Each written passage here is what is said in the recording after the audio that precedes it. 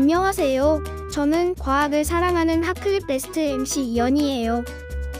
여러분, 운동장에서 운동하면 머리가 똑똑해진다는 사실 혹시 아셨나요? 하지만 요즘 우리 친구들은 바빠서 운동할 시간이 없고 과학 상식을 알기도 쉽지 않은데요. 그래서 제가 머리도 좋아지고 재미있는 과학 상식도 알 수 있는 핫클립 베스트를 준비했습니다. 오늘 소개해드릴 핫클립 영상들입니다.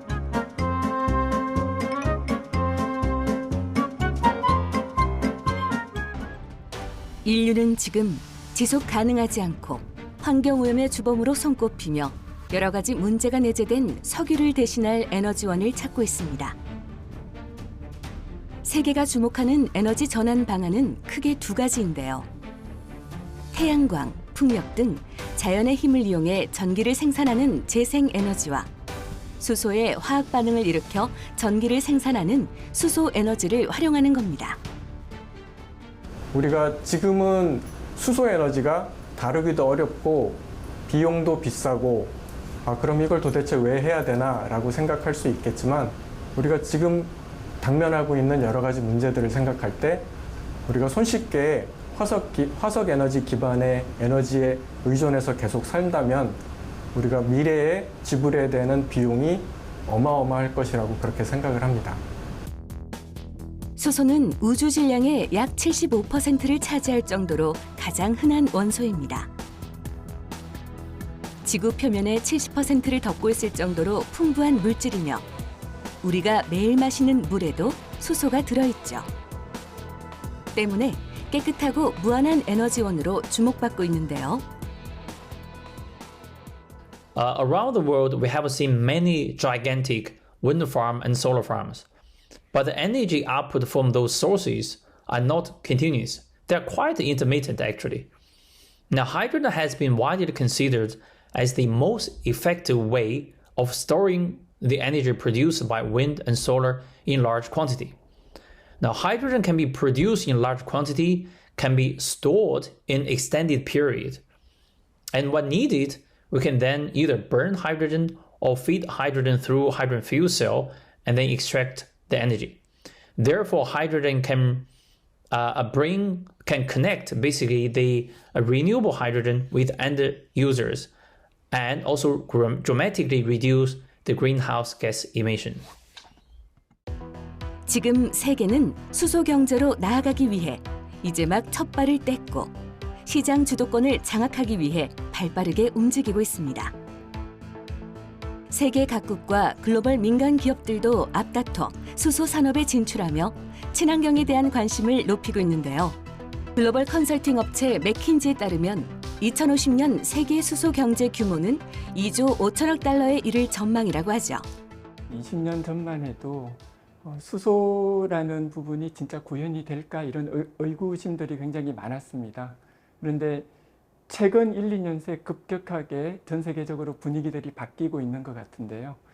이 수소가 탄소 중립 사회를 만드는데 핵심적으로 필요한 부분이다라는 생각들이 점점 이제 일반인들한테도 많이 확산되고 있는 것 같습니다.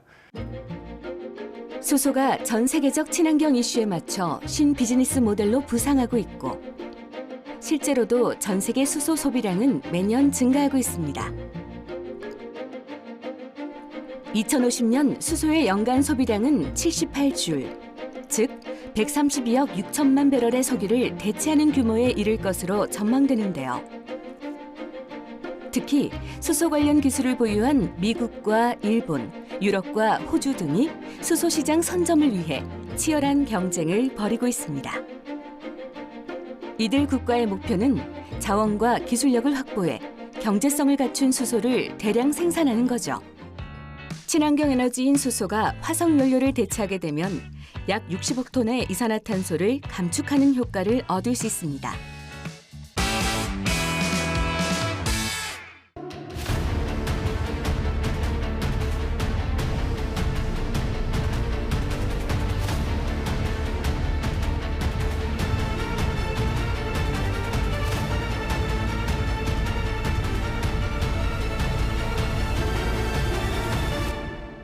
유전 자원이란 유전의 기능적 단위를 포함하는 식물, 동물, 미생물 또는 그 밖의 유전적 기원이 되는 유전 물질 중에서 실질적 또는 잠재적 가치를 지닌 물질이라고 합니다.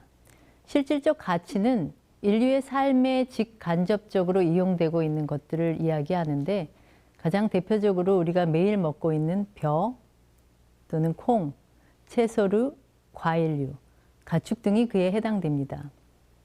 그럼 유전자원 중에서 가장 대표적인 것이 종자인데 종자의 개념을 알아보면 증식용, 재배용으로 쓰이는 씨앗, 버섯의 종균, 묘목, 포자 또는 영양체인 잎, 줄기, 뿌리 등을 말합니다.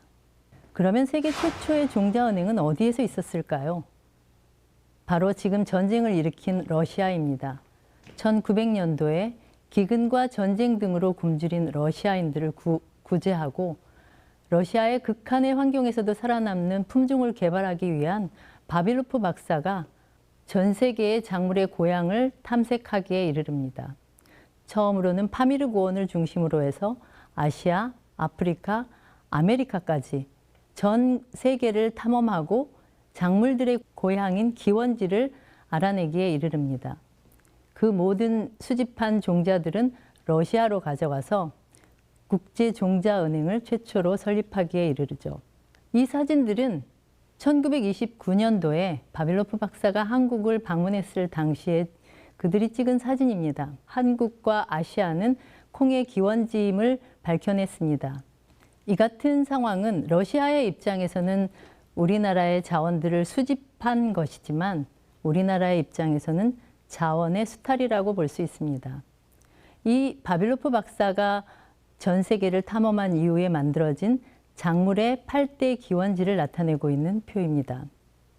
우리나라와 아시아는 콩, 배추의 기원지이고 파미르 고원을 중심으로 한 중앙아시아는 밀, 아메리카는 옥수수, 감자 등 8개의 기원지를 밝혀냈고 최근에 까만 나라 노란 추장이라고 알려진 한상기 박사님이 아프리카의 서부 아프리카도 아프리카 쌀, 수박, 멜론 등의 작물의 고향인 기원지임을 추가했습니다. 지난 2020년 과학기술 유공자에 선정된 고 안병성 박사.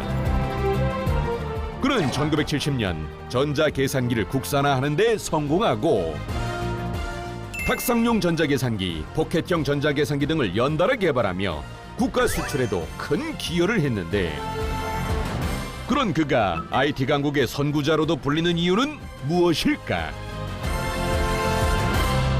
1972년 서울. 네, 들어오세요. 안녕하십니까. 예, 안녕하십니까. 청와대에서 왔습니다. 청와대요. 사실은 저희가 심각한 문제에 봉착해서 이렇게 찾아뵙게 되었습니다. 예, 그게 무슨 일인데? 사실은 카카의 차에 이동 전화가 달려 있는데 예. 그 전화가 지방이랑 통화만 하면 쉬 이러면서 잘 들리지 않는다고 합니다. 그리고 카카 집무실에는 비상 전화기가 여러 대 있는데 그렇죠. 비상 전화벨이 울리면 이건가 저건가 막 이러시다가 화를 내셔가지고 저희가 너무 무섭습니다. 박사님 어떤 방법이 없을까요? 그거 문제군요. 아니 그렇다면 유선이나 무선이나 벨이 어디서 울리던 간에 전화 한 대로 자동 연결을 할 수 있는 전자교환 시스템을 사용하면 어떻습니까? 전자교환 시스템이요? 그렇게 암호명 메모콜 프로젝트가 시작됐는데 이거 기존 컴퓨터로는 시분할 처리가 어려워. 이거 뭐 방법이 없나? 시분할 처리란 하나의 중앙 컴퓨터를 2개 이상의 단말 장치에서 동시에 공동 이용하는 방식으로 자동식 교환기와 연결하기 위해서는 필수적인 요소였다. 하지만 당시 컴퓨터의 기능으로는 이 작업이 불가능했는데 그래, 안 되겠어.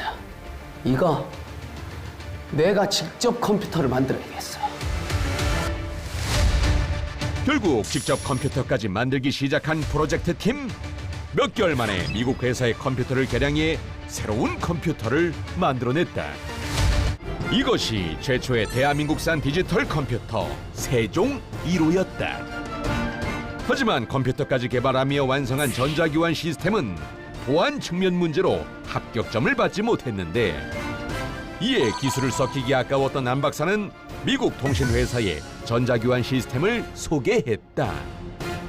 그의 기술을 알아본 미국 회사가 대량 생산을 주문하며 국내 기업과 합작회사를 설립했는데, 이것이 우리나라 국산 컴퓨터 개발과 교환기 기술의 시발점이 됐다.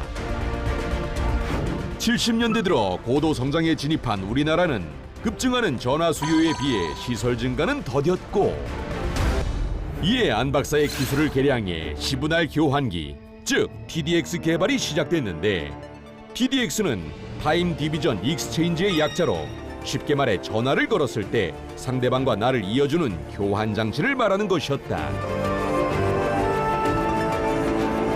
안병성 박사는 이 과정에서도 총괄 책임을 맡아 프로젝트를 진행했는데, 5년간의 연구 끝에 선진국만 보유하고 있던 TDX 기술을 세계에서 10번째로 국산화하며 성공을 거두었다. 그리고 이 통신망 구축은 우리나라가 IT 강국으로 도약하는 데 큰 기틀이 되었는데, 남다른 아이디어와 추진력으로 통신 강국을 개척해 나간 안병성 박사. 그의 열정이 오늘의 대한민국을 있게 한 것이 아닐까. 자, 여기에 있는 이 물질이 바로 우리가 원하는 항암제입니다. 미토콘드리아를 타겟팅할 수 있는 TPP하고 그다음에 항생제를 쓰이는 CFX하고 결합한 물질이며, MTCFX라고 해서 항생제를 미토콘드리아에 적용을 할 수 있는 그런 항암제가 되겠습니다. 항암 치료 물질이 암세포 내의 미토콘드리아에 정확히 전달되는지 확인하는 과정은 필수입니다. 만약 제대로 전달되지 않는다면 정상세포까지 소멸시키며 탈모와 체중 감소 같은 부작용이 발생하기 때문이죠. 옳지. 결과가 너무 잘 나온 것 같다. 지금 우리가 만든 항암제가 정확하게 마이토콘드리아 타겟하는 것을 볼 수가 있네. 이제 세포 독성을 통해 실험 결과가 좋게 나온 듯 목소리가 밝습니다. 자, 오른쪽은 항암제를 트리트한 세포 그림이고요. 왼쪽인 녹색은 마이토콘드리아에 염색한 세포 그림이 되겠습니다. 그러면 저희들이 만든 그 컴파운드가 마이토콘드리아 타겟팅을 한다고 했으니까 병합을 시켜보면 노란색이죠. 그 노란색이라는 뜻은 뭐냐면 저희들이 만든 그 항암제가 마이토콘드리아에 잘 들어갔다는 것을 보여주는 직접적인 증거가 되겠습니다. 초록색으로 염색한 미토콘드리아. 여기에 빨간색의 치료 물질을 넣습니다.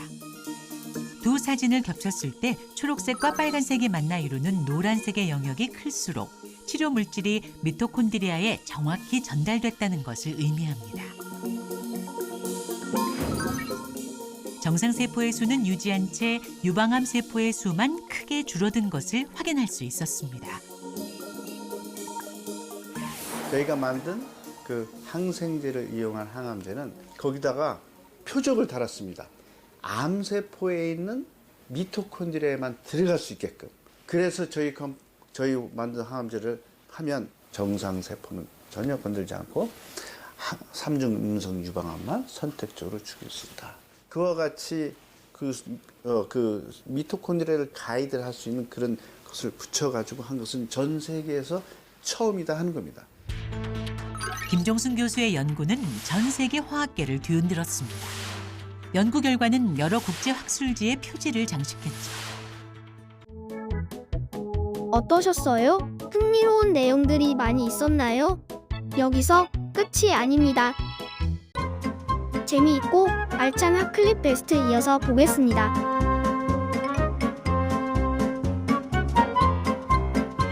언젠가부터 비가 오고 난 뒤에는 강물의 색깔이 달라지기 시작했습니다.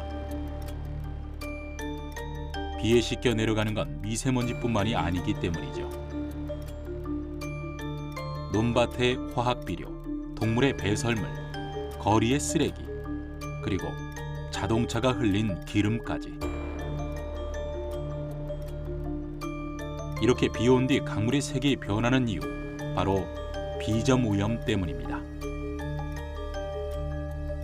전체 수질 오염의 원인 가운데 비점 오염이 차지하는 비중은 2018년 기준 한강은 60%, 4대강은 70%에 달할 정도라고 하는데요. 이렇게 세상에 오염을 씻어낸 비는 오염 물질을 싣고 강으로 바다로 흘러갑니다. 그리고 물고기가 살 수 없는 물, 바다에 버린 쓰레기는 전 세계를 빠짐없이 흐르고 난 후 우리에게 돌아옵니다. 물고기가 살고 바다가 살기 위해 이 비점 오염을 줄일 수 있는 방법은 없을까요? (1년 365일) 하루도 빠짐없이 이곳 장수천의 물길은 오늘도 한결같이 쉼이 없습니다. 장수천 인근에 위치한 이곳은 반디학교라는 곳인데요. 이른 아침부터 시끌벅적한 소리로 가득합니다. 어른아이 할 것 없이 인근 동네 주민들이 총출동한 모양입니다. 하나같이 집중하며 무언가 만들기에 푹 빠져있는 사람들. 온 힘을 다해 꾹꾹 누르기도 하고 골고루 잘 섞어주기도 하면서 나름대로 손맛을 담아보는데 이것의 정체가 궁금합니다. 지금 만드는 거는 미생물 발효를 통해 하천에 공처럼 던지게 되면 수질 개선 효과를 주는 EM 흑공이라고 불리는 그런 흑공이고요. 만드는 이유는 이제 이런 거를 던지게 된다면 이렇게 작은 크기지만 수질 개선을 효과적으로 할 수 있기 때문에 지금 이렇게 만들어서 던지는 활동까지 하고 있습니다. 꾹꾹 눌러 아이들이 만드는 이것은 EM 흑공. EM 흑공은 흙과 발효액, 미생물을 넣어 만든답니다. 이렇게 아이들의 주먹 정도 크기로 빚고 난 후 일주일에서 15일 정도 건조를 시켜야 비로소 EM 흑공이 완성된다는데요. 건조 과정 중 발효가 진행되고 그러면서 곰팡이가 생겨납니다.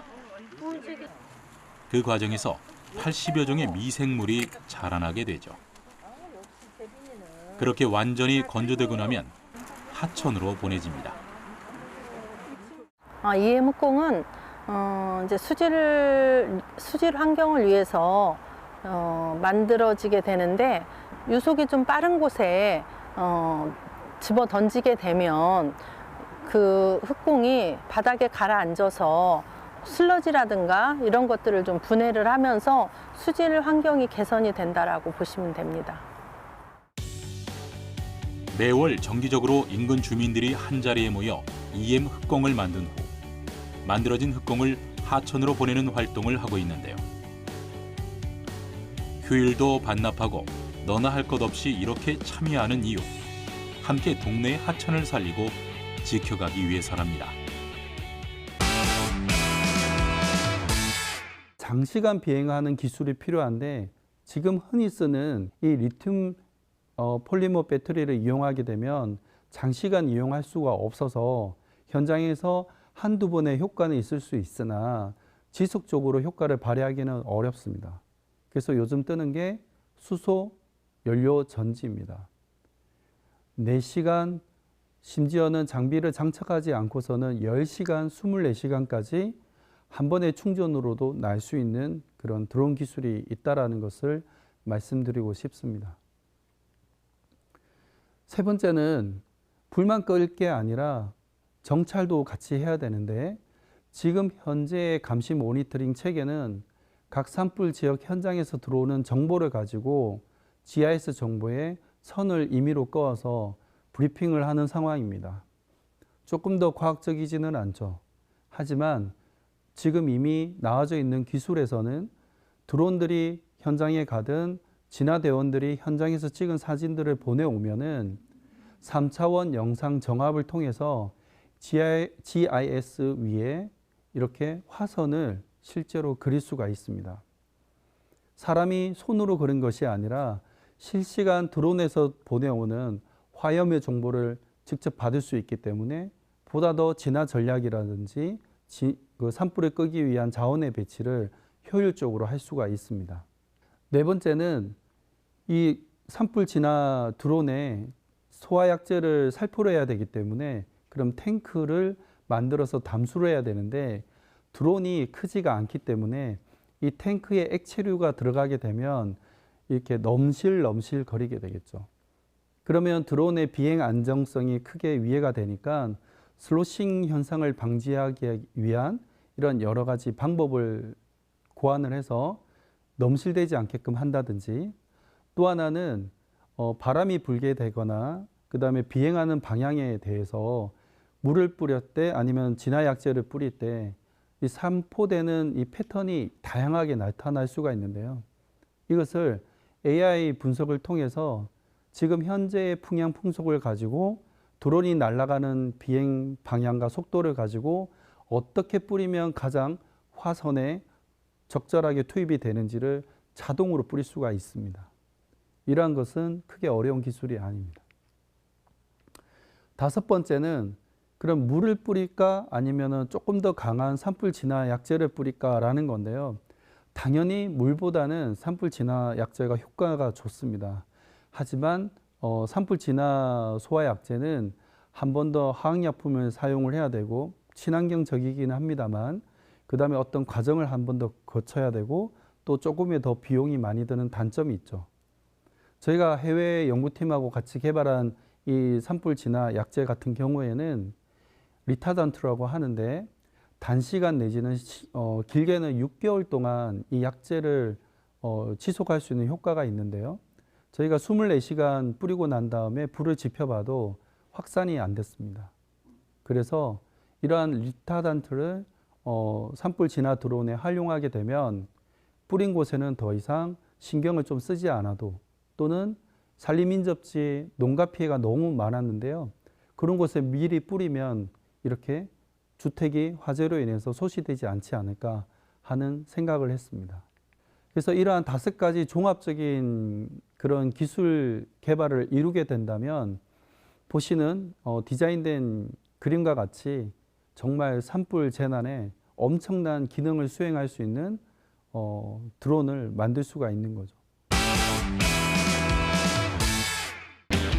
이 안에 든 게 바로 쓰레기로 만든 기름? 저희가 폐 자원을 활용해 만든 친환경 재생료입니다. 소중한 자연과 해양 생물들을 위협하는 골칫덩이, 플라스틱.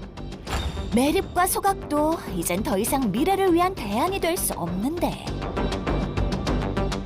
전 세계적으로 문제가 되고 있는 폐플라스틱의 문제점을 어떻게 하면 해결할 수 있을까 고안을 하다가 폐플라스틱이 원료가 석유라는 점을 착안을 해서 개발하게 됐습니다. 이때 폐플라스틱 원료들을 가득 싣고 들어오는 차량 한 대. 이 어마어마한 양의 폐플라스틱들은 열을 분해하는 공정을 거쳐 기름이 된단다. 이것은 한국순환자원유통지원센터의 유통 지침에 따라 저희가 원료로 공급받는 폐비닐들입니다. 한 번 작업할 때 처리하는 쓰레기의 무게만 해도 무려 10톤에 달한다는데 어떤 쓰레기들을 이용해 기름을 만드나요?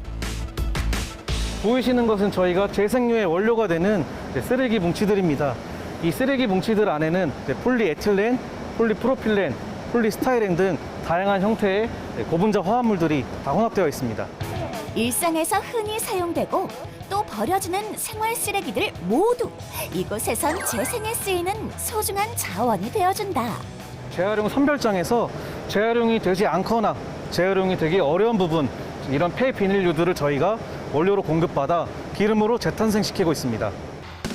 말 그대로 재활용조차 불가능한 폐자원.